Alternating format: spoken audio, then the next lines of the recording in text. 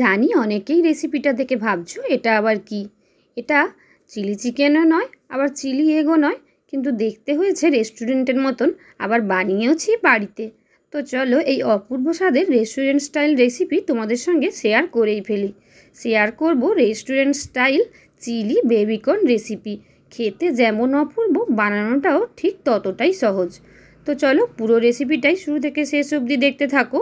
আর recipe ভালো লাগলে like, comment, share আর চ্যানেলটাকে সাবস্ক্রাইব করে দেওয়ার অনুরোধ আপনাদের সবার কাছে রইল। তো আরও একবার আমার চ্যানেলে সবাইকে স্বাগত। তো দেখো রেসিপিটা বানানোর জন্য প্রথমে আমি ফ্রেশ একদম বেবিকর্নগুলোকে নিয়ে এভাবে কেটে নিচ্ছি। তোমরা 2 টুকরো 4 টুকরো যে যেমন খুশি করে কাটতে পারো। আমি ছোটোগুলোকে 2 টুকরো আর একটু বড়গুলোকে 4 টুকরো করে কেটে নিচ্ছি। বেবিকর্ন কিন্তু এমনিতেই খাওয়া ভীষণ উপকারী। তো দেখো সবগুলো বেবিকর্ন একে একে কেটে নিয়েছি। এবার প্রথমে আমি বেবিকর্নগুলোকে ধুয়ে নিয়েছিলাম, তাই আর ধোয়ার কথা আসছেই না। এবার কেটে নেওয়া বেবিকর্নগুলোকে ভেজে নেব। তার জন্য বেবিকর্নগুলোর মধ্যে মিশিয়ে নিচ্ছি আমি 2 চা চামচ মতন কর্নফ্লাওয়ার, প্রয়োজন মতন লবণ, কিছুটা লঙ্কার গুঁড়ো স্বাদ মতন, আর 1 চিমটে মতন হলুদ। এবার সব কিছুকে ভালোভাবে এভাবে টস করে নেব। এই যে বেবিকর্নগুলোর গায়ে যতটুকু জল লেগে আছে তাতেই ভালো করে সুন্দরভাবেই মানে এই কর্নফ্লাওয়ারগুলো বেবিকর্নের গায়ে লেগে যাবে। আলাদা করে জল দেওয়ার প্রয়োজন নেই। এতে কর্নগুলো ভাজার পর একটা ক্রিস্পি ভাবও থাকবে। এবার এগুলোকে ভেজে নেওয়ার পালা। তার জন্য কড়াইতে কিছুটা সাদা তেল দিয়ে বেবিকর্নগুলোকে দিয়ে আমি ভেজে নিচ্ছি। একদম খুব বেশি তেল দেওয়ার দরকার নেই, তবে মোটামুটি মাঝারি এই ধরুন 4 থেকে 5 টেবিল চামচ তেল দিয়ে আমি এগুলোকে ভেজে নিচ্ছি। প্রথমে কিছুটা ভেজে নেব, তারপর বাদবাকিটা ভেজে নেব। একদম লাল লাল করেই ভাজবো। আর ভাজতেও খুব একটা বেশি সময় লাগে না। এই 2 থেকে 3 মিনিট সময় নিয়ে উল্টে পাল্টে নিলেই বেবিকর্নগুলো সুন্দরভাবে ভাজা হয়ে যাবে। দেখো খুব সুন্দরভাবে ভাজা হয়ে গেছে, আমি তুলে নিচ্ছি। আর একইভাবে বাদবাকি বেবিকর্নগুলো ভেজে নেব। এবার কড়াইতে থাকা বাদবাকি তেলের মধ্যে দিয়ে দিলাম আমি কেটে নেওয়া পেঁয়াজ কুচি। পেঁয়াজগুলো একদম চিলি চিকেন যেভাবে বড় পিস করে কাটি পেঁয়াজ, সেভাবেই বড় পিস করে কাটা। পেঁয়াজগুলোকে নেড়ে চেড়ে হালকা গোল্ডেন হয়ে এলে এর মধ্যে দিয়ে দেব কেটে রাখা রসুন কুচি।